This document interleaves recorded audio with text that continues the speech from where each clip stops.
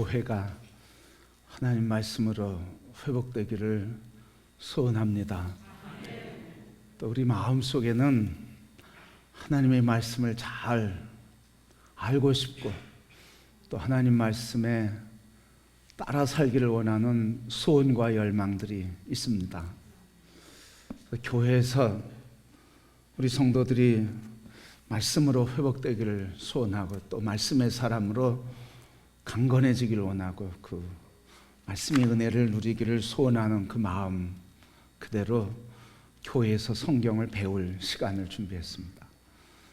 성경 학교를 통해서 성경을 역사에 그리고 시대의 순으로 이해하고 배울 수 있는 기회를 준비했습니다.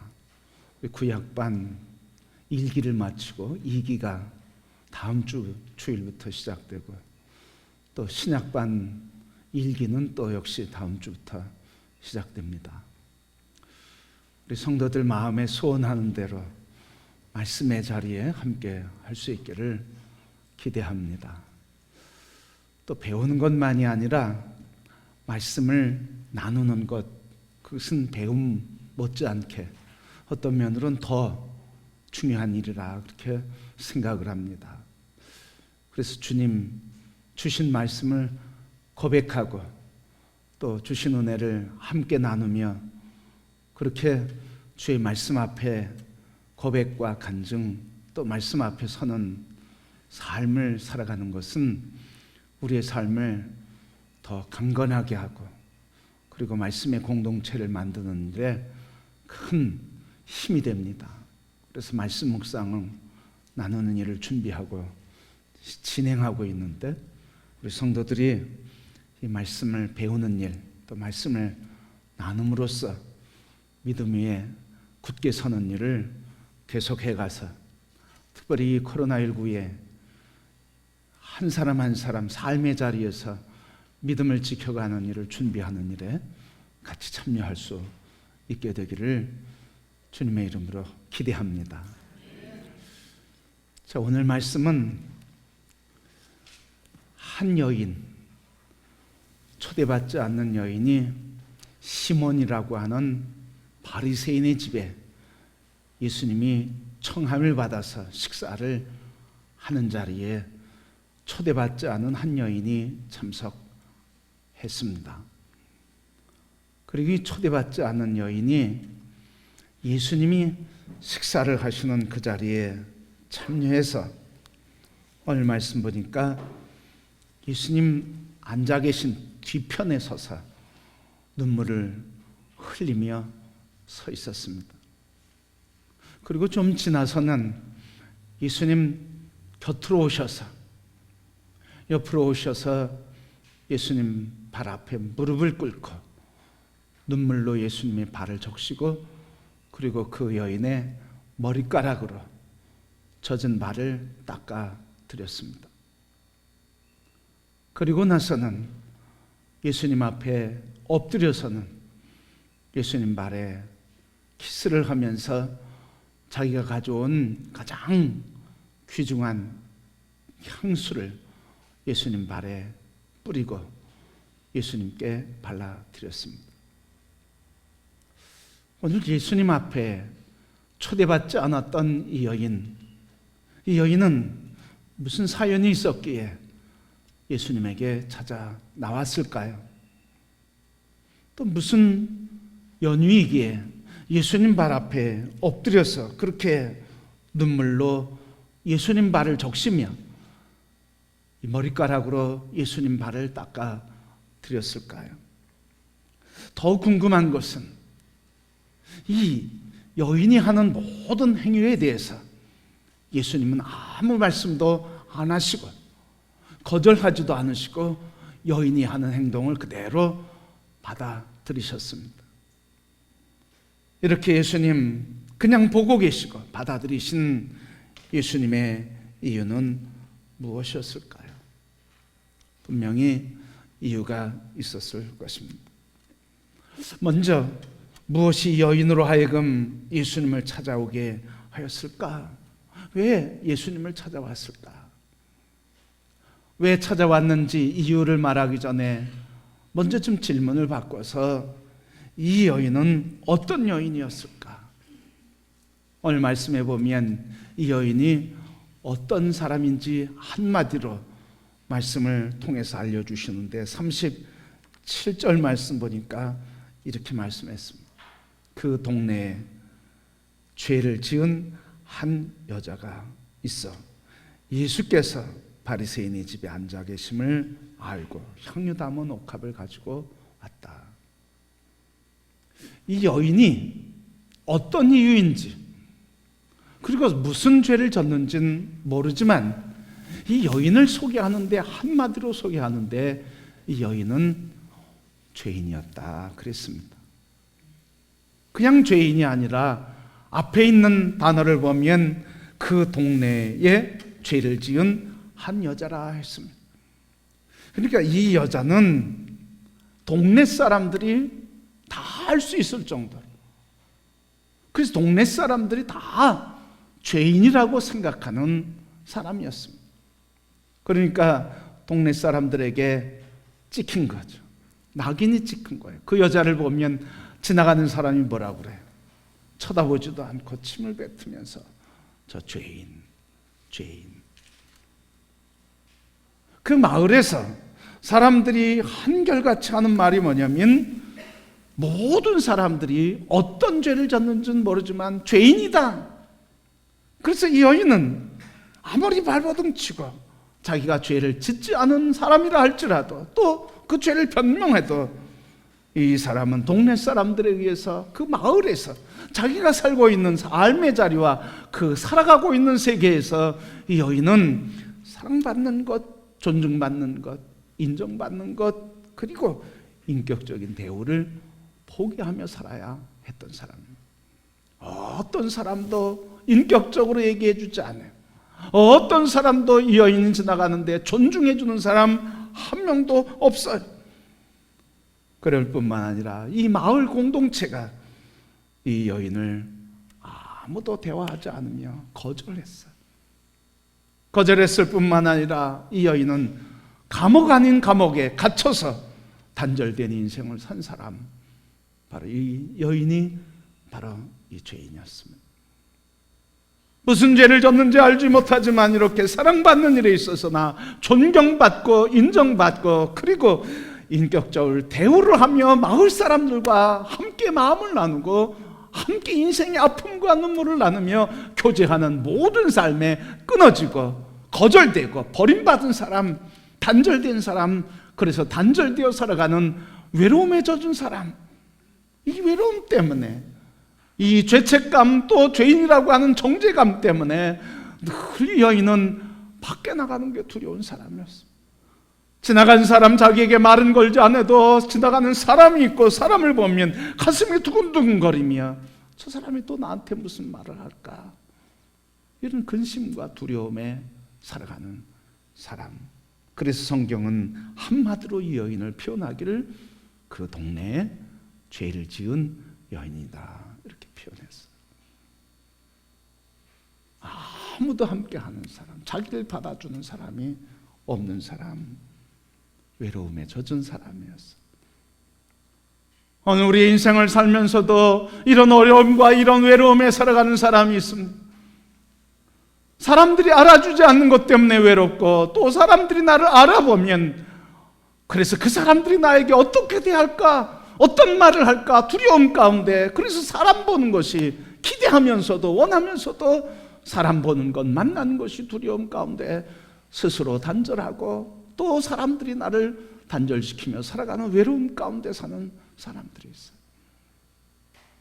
이 외로움 가운데 그리고 죄인이라고 하는 정죄 가운데 낙인 찍혀서 살아가는 이 여인에게, 그래서 이 여인에게 단절된 삶이었지만 그 여인에게 은혜가 하나 있었습니다.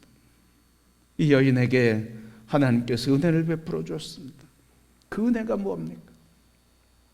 이 여인에게 베풀어 주신 은혜 하나가 있는데 그것은 바로 이렇게 단절되고 낙인 찍히고 거절되고 그리고 존중받지 못하는 버림받은 인생이지만 이 여인의 마음속에 하나님께서는 예수 그리스도를 바라볼 수 있는 마음을 주시고 그 마음만이 아니라 그 마음 따라 발걸음을 내딛고 주님께 갈 수 있는 결단의 마음을 주시며, 그리고 그 결단의 마음 따라 순종할 수 있는 마음, 그래서 예수님을 만날 수 있게 해주신 것, 이게 바로 하나님의 은혜인 줄 믿습니다.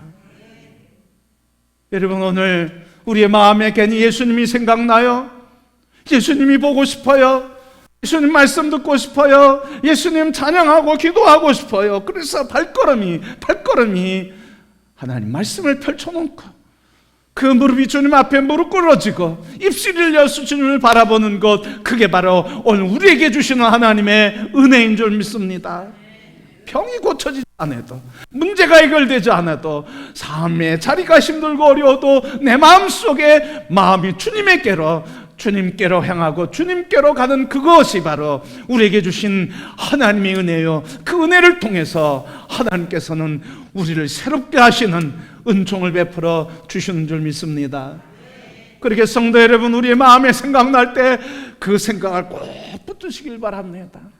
주님이 생각날 때, 말씀이 그리워질 때, 주님께 기도가 기도가 굶주려서 기도 자리에 앉고 싶을 때 그 마음 꼭 붙들고, 이게 하나님의 은혜지.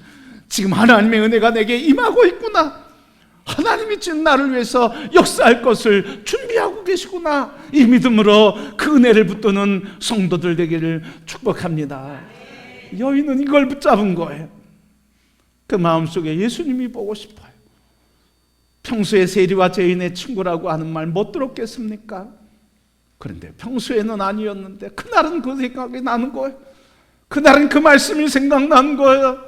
세리와 죄인의 친구라고 하는 그 말씀 생각나고 그 말씀 붙들고 주님 앞에 여인으로서 부끄러움 마다하지 않고 청함받지 못한 여인이지만, 거절당하고 내쫓김 받을 인생일 수 있지만, 그러나 그걸 무시하고 그것을 이기고 예수님 처음에는 곁에 설 수 없어요. 유대인들은 식사하는데 그냥 이렇게 앉아서 식사하는 것보다도 누워서 식사하는 거예요. 예수님 뒤편에 앉았던 이 여인, 예수님 누워 계시니까 예수님 곁으로 왔다는 건 뭐예요? 곁으로 왔다는 게 예수님 앞에 섰다는 거죠. 바로 이거예요, 여러분.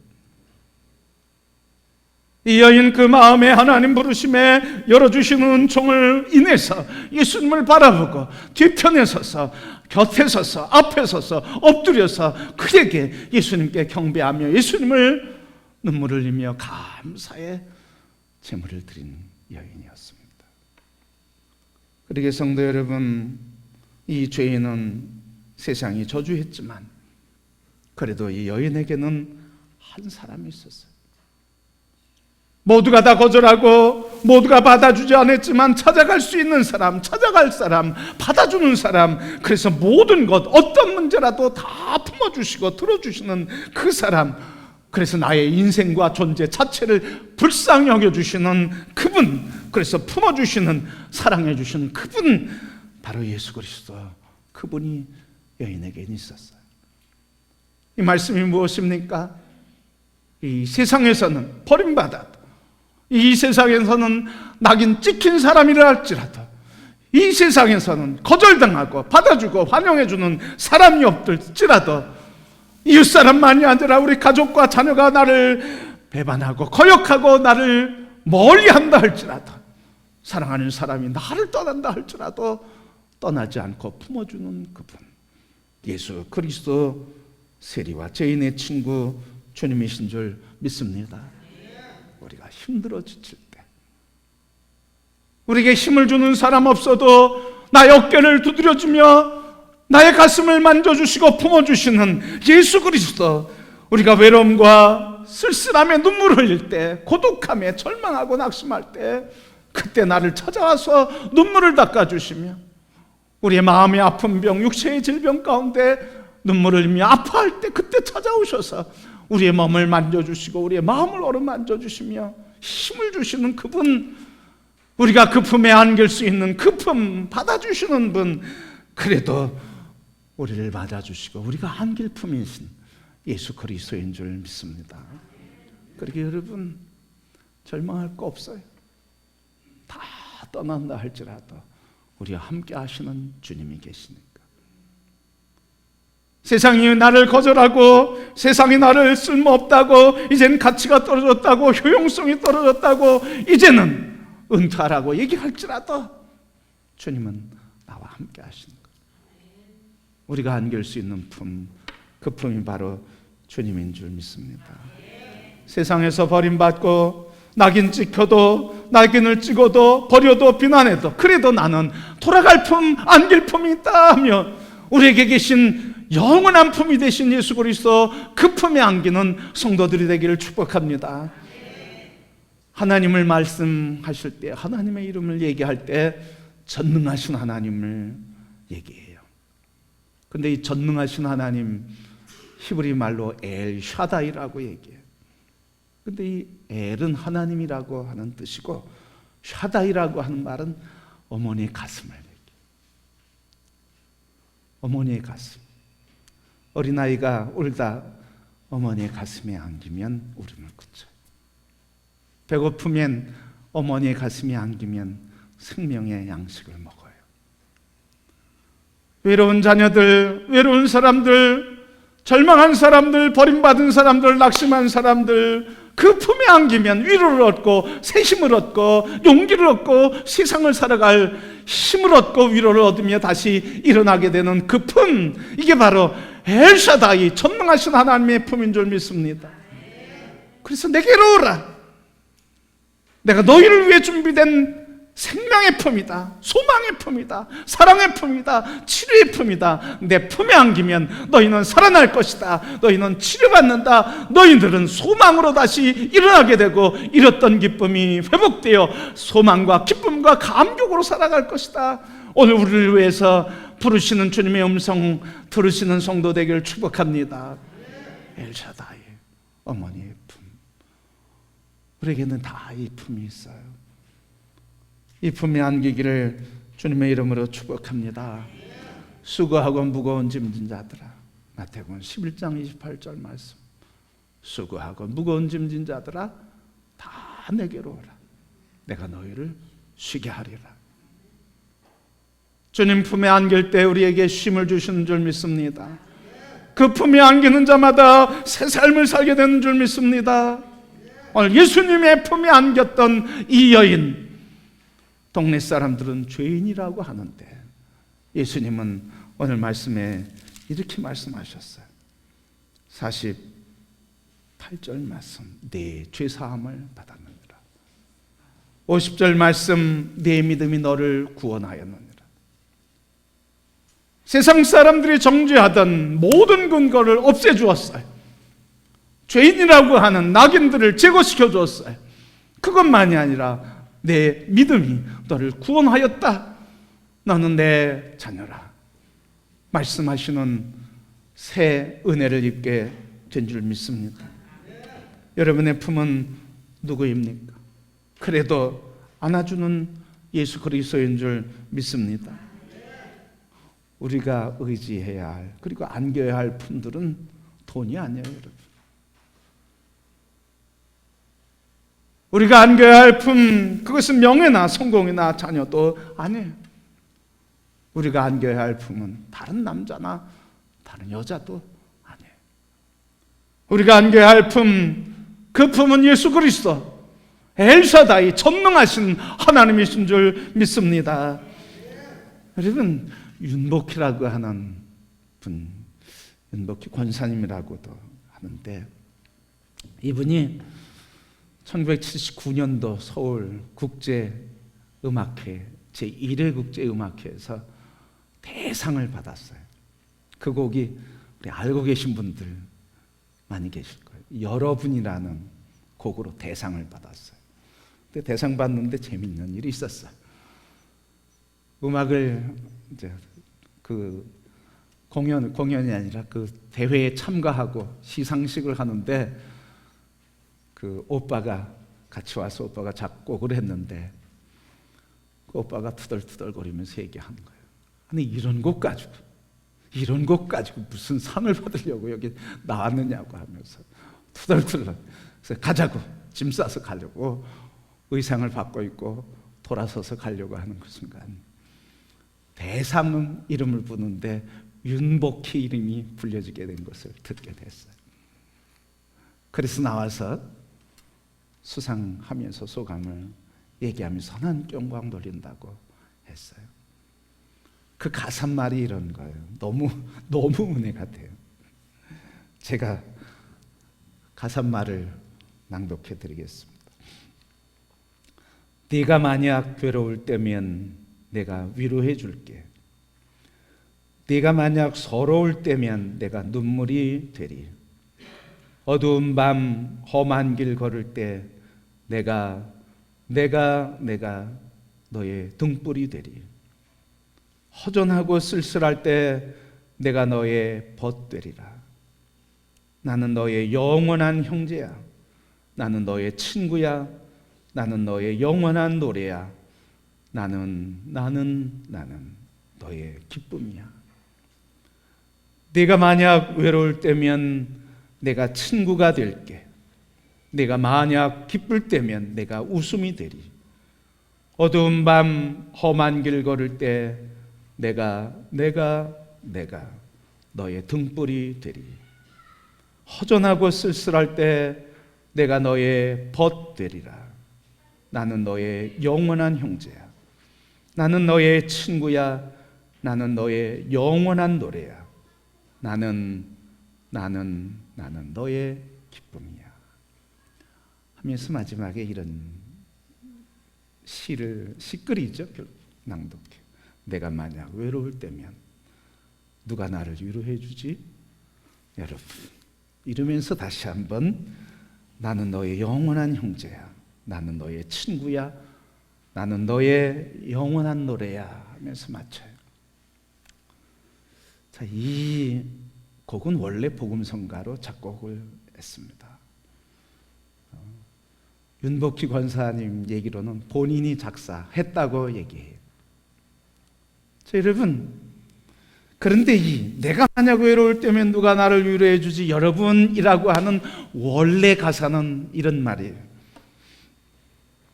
내가 하나밖에 없는 나의 아들을 누구의 죄를 대속해서 십자가에 못 박혀 죽게 했는 줄 아니? 너희들, 이거예요. 여러분, 이 곡이 작곡된 거는 윤복희 권사의 아픔이 있을 때였어요. 1977년, 79년 이전에 2번 이혼의 아픔을 겪었어요. 그리고 그 아픈 마음 가지고 힘들어할 때 그 오빠 김한기, 지금 목사님이 되셨죠. 그 동생을 위해서 이 곡을 만들었어요. 그래서 나는 너의 영원한 친구, 나는 너의 영원한 기쁨, 너의 영원한 찬양. 내가 외로울 때, 힘들 때, 눈물 흘릴 때, 그때 내가 너의 친구야 할 때 이 나는이라고 하는 말은 결국 하나님이라는 뜻이죠. 그래서 윤복희 권사가 이 곡을 이야기할 때 이런 얘기를 했어요. 이 곡은 나의 신앙의 고백이다. 내가 외로울 때, 내가 힘들 때, 내가 눈물을 흘릴 때, 내가 아플 때, 그때 하나님은 나에게 나는 너의 친구다. 나는 너의 위로라고. 나는 너의 기쁨이라고. 나는 너의 찬양이라고. 그 고백을 들으면서, 그 고백을 하면서 그 어려운 시절을 이게 된 신앙의 고백이라 그렇게 말하고 있습니다. 그렇습니다, 여러분. 인생에 경험할 수 없는 큰 아픔 속에서도 이 한 여인을 일어나게 하는 힘과 능력은 바로 우리의 친구 되시며, 우리가 외로울 때 품어주시며, 나그네 됐을 때 함께 해주시고, 병들었을 때 우리를 고쳐주시며, 우리가 절망했을 때 일으켜주시는 힘이 되시는 그 품이 되신 예수 그리스도, 그 품이 안길 때 이 위로와 힘을 얻고 다시 일어나게 되는 줄 믿습니다. 그래서 예수 그리스도는 생명입니다. 그의 품은 우리의 소망입니다. 우리가 예수님 품에 안길 때 우리는 다시 일어나는 거룩한 존재로 회복되는 줄 믿습니다. 여러분에게는 바로 예수님이 계신 거예요. 세상은 다 거부해도 우리에게는 안길 수 있는 품이 있는 거예요. 세상에 어떤 얘기를 해도 그래도 나는 뭐가 있다? 안길 품이 있다. 세상은 다 거절해도 나는 받아줄 품이 있다. 세상에서 나를 외롭고 소외되게 소외시킬지라도 나는 받아주며 품어주시는 품이 되신 예수 그리스도가 있다고 믿음으로 어떤 상황, 어떤 문제 속에서, 어떤 오해와 어떤 아픔 속에서도, 상함 심령 속에서도 이 품이 되신 주님을 붙고 그 품 안에서 힘을 얻고 일어나는 성도들이 되기를 주의 이름으로 축복합니다.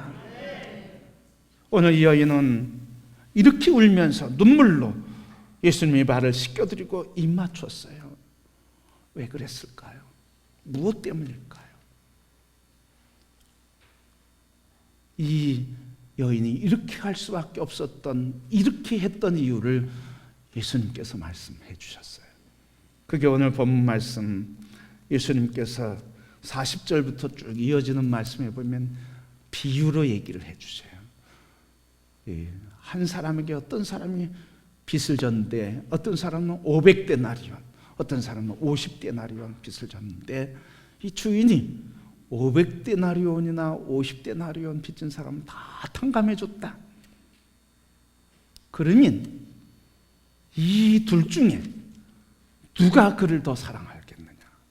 누가 더 탕감해 준 사람을 사랑하겠느냐? 시몬 바리새인에게 물었더니 시몬이 대답하기를 많이 탕감받은 자요. 예수님께서 옳다. 그러면서 말씀하시는 게 47절 말씀이에요. 내가 네게 말하노니 그의 많은 죄가 사하여졌도다. 이는 그의 사랑함이 많음이라 사함을 받은 일이 적은 자는 적게 사랑하느니라.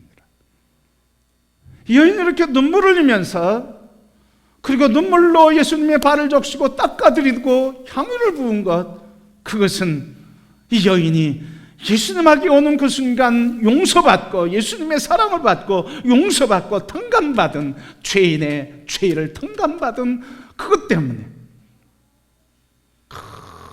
누구도 용서해 줄 수 없고 누구도 용서하지 않는, 아무도 용서해 줄 수 없는 그것들을 예수님이 용서하심으로 용서받은 사랑, 이 사랑이 크기 때문에 이렇게 하는 거다 하는 거예요.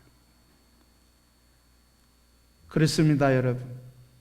예수님의 품에 안길 때 주님께서 우리에게 사랑해 주시는 그 사랑, 용서해 주시는 그 용서가 우리를 기쁘게, 우리를 소망 있게, 우리를 다시 일으켜 세상을 믿음으로, 세상을 온전하게, 세상을 담대하게 살아가게 하는 줄 믿습니다. 복음의 능력이 바로 이렇게 사람을 살리는 거예요. 예수님의 품이 이렇게 우리를 다시 일어나게 하는 거예요. 그래서 예수 그리스도, 그분은 희망이에요. 우리의 희망은 예수 그리스도, 세상의 희망은 예수 그리스도가 되는 줄 믿습니다. 여러분, 우리 한국 교회를 생각하게 돼요. 여인이 예수님께 찾아온 건 왜 찾아온 거예요? 예수님께 가면 희망이 있다는 거예요. 예수님 품에 안기면 위로가 있다는 거예요. 예수님 품에 안기면 새로운 역사가 시작된다는 거예요. 그냥 정죄하고 비판하고 그리고 소외되는 것 다 없어지고 그냥 행복하다는 거예요. 그러니까 예수님 품에 오는 거예요. 오늘 우리 한국교회는 이 품이 있는가? 오늘 우리는 이 품이 있는가? 목사로서, 장로로서, 그리스도인으로서 우리는 이 품을 갖고 있는가? 그래서 교회는 품이 되어야 하는 줄 믿습니다. 품이. 부모님이 자식을 계속 비판하고 자식이랑 싸워보세요. 관계가 깨지고, 관계만 깨지는 게 아니라 의절하고 부모 형제, 부모 자식 관계 다 끝나는 거 아닙니까? 교회는 품이에요. 예수 그리스도는 품이에요. 세상이 썩어져도 아픔을 겪고 세상을 품어주며, 그래도 내가 너를 사랑한다고 내 품에 안기면 너는 위로가 있다고 세상을 향해서 대적하고 세상을 향해서 싸우는 게 교회가 아니라 세상의 아픔과 죄와 타락과 냄새가 나도 그것 부둥켜 안고 자식 아파하는 것, 자식 썩어져가는 것, 자식 망해가는 것, 무너져가는 것, 그 자식 품고 눈물 흘리는 어머니의 눈물, 그 자식 품고 아파하는 아비의 아픔처럼 이 시대에 세상을 향해서 썩어져가는 이 세상, 타락한 이 세상, 그 세상 품고 눈물 흘리며 예수 그리스도의 품으로 그 사랑으로 보듬어 주는 것, 이게 교회예요. 세상과 싸워서 이길 교회는 하나도 없습니다. 어둠의 권세와 사단의 권세와 대적해서 싸워서 승리케 되지만 사람과 싸워서, 세상과 싸워서 이길 교회는 아무것도 없습니다. 오직 우리의 싸움은 사랑의 싸움이에요. 사랑의 싸움. 밖에 나가서 전도를 많이 하는데도 교회로 안 와요. 아직 구원받는데도, 용서받는데도 그 품에 안기면 위로가 있고 생명이 있고 새로운 피조물이 되고 새 삶을 산다고 얘기해도 안 와요. 그리고 세상으로 자꾸 가요. 역설적으로 뭡니까? 세상 사람들은 교회보다 세상에서 소망을 얻고 있다고 하는 것을 말해주는 거 아닐까요? 내가 주님을 찾기보다는 세상의 원리와 세상의 방식대로 살아가요. 그것은 우리 자신이 예수 그리스도가 소망이라기보다는 세상에 우리가 더 많이 소망을 하는 거예요. 성도 여러분, 이게 오늘 우리의 현실, 우리의 아픔이에요. 오늘 우리 한국교회가 이 품을 회복해야 할 줄 믿습니다. 예수님의 품. 그래서 세상이 교회에 오면 그냥 편안하고 위로를 얻고 고소 눈물을 흘리고 주님을 만나고 회개하고 거듭나고 새로운 비전과 새로운 소망과 새로운 꿈을 갖고 세상을 나가서 이전에는 썩어진 세상의 앞잡이가 됐지만 예수 그리스도 만나고 썩어져간 세상의 빛과 소금이 되는 사람으로 세우는 일, 사랑의 품을 우리가 회복할 때 이 세상은 아름다운 세상, 우리 그리스도인들은 세상의 희망이 되며 하나님의 사랑을 전하는 아름다운 역사를 감당하게 되는 줄 믿습니다. 우리 사랑을 회복해야 돼. 우리 사랑의 품을 회복해야 돼. 가정에서도 이 사랑의 품을 회복해야죠. 부부가 어려움 당하는 것, 갈등 있는 것 다 이유가 있어요. 근데 여러분, 결국은 이 사랑의 품이 없어서 그런 거잖아. 할아버지와 할머니가 단어 맞추는 게임이 있었습니다. TV에 우리 어르신을 위한 방송이 그전에 있었는데 단어 맞추기 게임. 그래서 한 사람이 앞에 서면 다른 사람은 뒤에서 글자를 들면 앞에 마주선 사람이 그 단어를 설명하고 맞추는 거예요. 그래서 그 할아버지와 할머니가 이제 계속 단어 맞추기를 하는데 할아버지가 설명을 하면 할머니가 맞추는 거예요. 근데 이번에 나온 단어가 뭐냐면 인꼬 부부예요. 할아버지가 열심히 설명하는데 할머니가 못 맞추는 거예요. 그래서 할아버지가 이렇게 얘기했어. 할멈, 우리처럼 이렇게 아웅다웅하면서 행복하게 사는 부부 있잖아. 그랬더니 할머니가 뭐라 그래요? 오, 평생 왼수?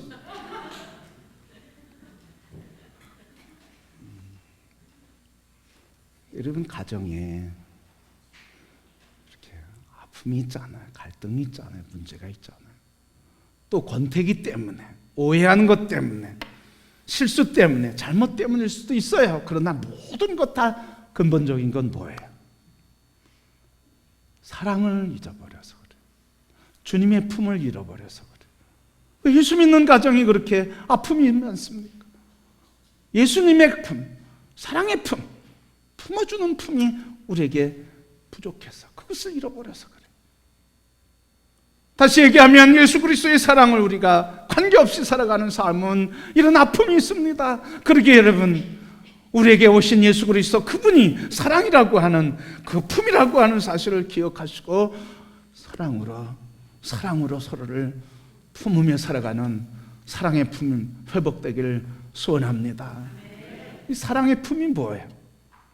사랑의 품. 사랑의 품은 다른 말로 많이 얘기할 수 있지만 그냥 사랑의 품은 대신 짐을 지는 게 사랑의 품이에요. 실수해도 잘못해도 화나게 해도 그러려니 그렇구나. 화나기보다 놀래기보다 상대방은 얼마나 힘들까, 아내는 얼마나 아플까, 남편은 얼마나 외로울까. 그냥 그 짐을 대신 져주는 거예요. 짐을 대신 져주는 것 때문에 살아나는 거예요. 스데반이 대신 짐을 졌습니다. 느헤미야가 대신 짐을 졌습니다. 바울이 대신 짐을 졌습니다. 예수님이 대신 짐을 졌습니다. 자기를 죽이는 자를 향해서 그 짐을 그냥 받아들이고, 주님, 아버지, 저들이 하는 짓을 저들이 모르고 있습니다. 용서해 주옵소서. 저들의 잘못은 제가 짊어지고 가겠습니다. 저들을 용서해 주옵소서. 대신 짐을 지는 거예요. 그런데 대신 짐을 지는 거, 예수님을 만날 때, 그 품에 안길 때 이 힘이 나오는 줄 믿습니다. 성도 여러분, 오늘 우리 성도 여러분 모두가 다 우리의 품이 되신 예수 그리스도, 여러분 가슴에 계신 예수 그리스도가 그 품을 믿고 그 품에 안긴 자들의 능력과 권세 안에서 하나님의 위로와 소망을 전하는 성도들이 되기를 주의 이름으로 축복합니다.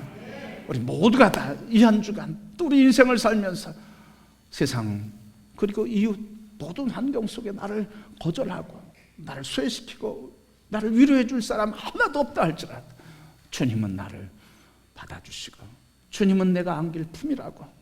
그래서 지금 두 팔을 벌리고 수고하고 무거운 짐자들아 다 내게로 오라, 내가 쉬게 하겠다고 하신 주님의 말씀을 듣고 이 험한 세상, 거친 이 세상에 주님 품에 안겨서 그 위로와 소망과 담대함으로 승리해가는 성도들, 그러면서 그래도 나는 안길 품 예수 그리스도가 있다고 고백하며 주님과 함께 주시는 위로 안에 한 걸음 걸음 승리의 걸음 달려가시는 성도들이 되기를 주의 이름으로 축복합니다.